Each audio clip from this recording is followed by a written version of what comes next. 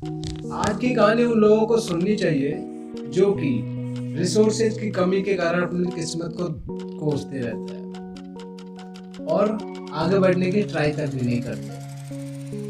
तो हुआ क्या, एक कहानी के माध्यम से समझाने की कोशिश करता हूँ कि एक लड़का गांव से काम की तलाश में एक बड़े शहर, उसके पास पैसों की कमी थी तो वो जल्द से जल्द नौकरी ढूंढने की कोशिश करता है।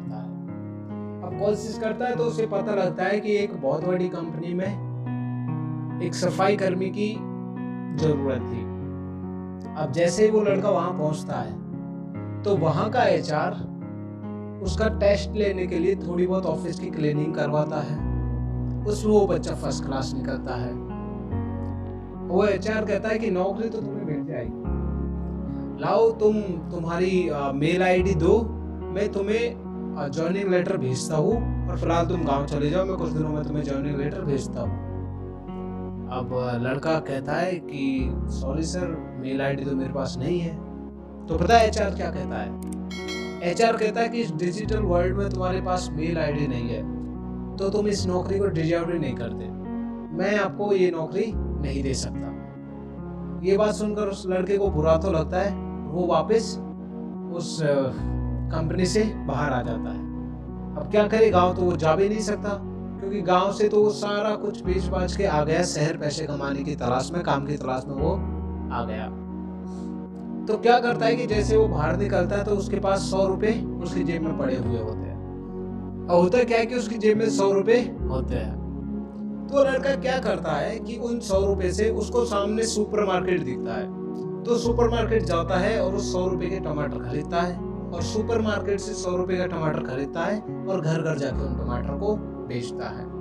तो ऐसे ही उसको अगले दिन उन 100 रुपए से 200 रुपए हो गए और 200 रुपए हो गए। तो लड़का एक बार बैठ के सोचने लगा कि यार यहाँ तो कमाई के बहुत रास्ते हैं, यहाँ तो लोगों के पास टाइम ही नहीं है ताकि वो आके घर से आके बाजार से सामान ले सके, तो क्यों ना मैं ऐसे ही करता रहूं, यहाँ से सुपरमार्केट से सामान खरीदूं, लोगों को घर का डिलीवर करूं।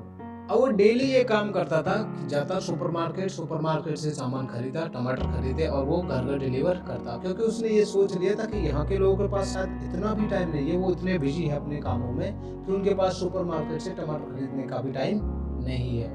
तो ऐसे वो करता गया और 2-4 सालों में ही उसने बिजनेस को बड़ा कर लिया और कुछ 4-5 लड़के भी उसने इसी काम पर रख लिए और धीरे धीरे उसने एक ट्रक भी खरीद लिया, जिससे क्या हुआ कि वो अब जो टमाटर उठाता था वो आसपास के गांवों जहाँ खेती होती थी वहां से वो टमाटर उठाता था और वैसे ही डिलीवर करता जैसे वो पहले करता था। उसने कुछ लड़के भी काम पे रख लिए जिसकी वजह से उसको काम करने में भी आसानी हुई और साथ ही साथ उसका बिजनेस भी बढ़ता गया। अब ऐसे ही करके वो बंदा क्या है 2-4 सालों में ही मिलेनियर बन गया।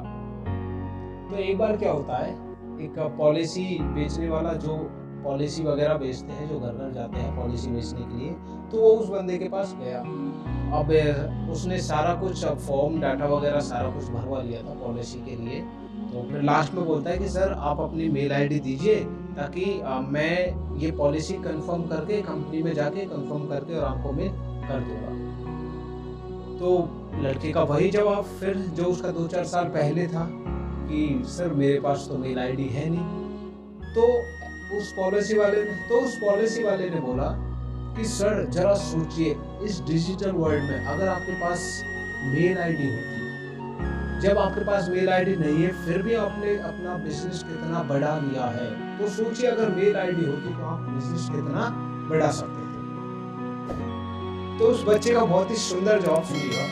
तो उस बंदे ने कहा कि अगर मेरे पास मेल आईडी होती ना तो आज मैं किसी बड़ी सी कंपनी में सफाई करने के पद पर काम कर रहा होता।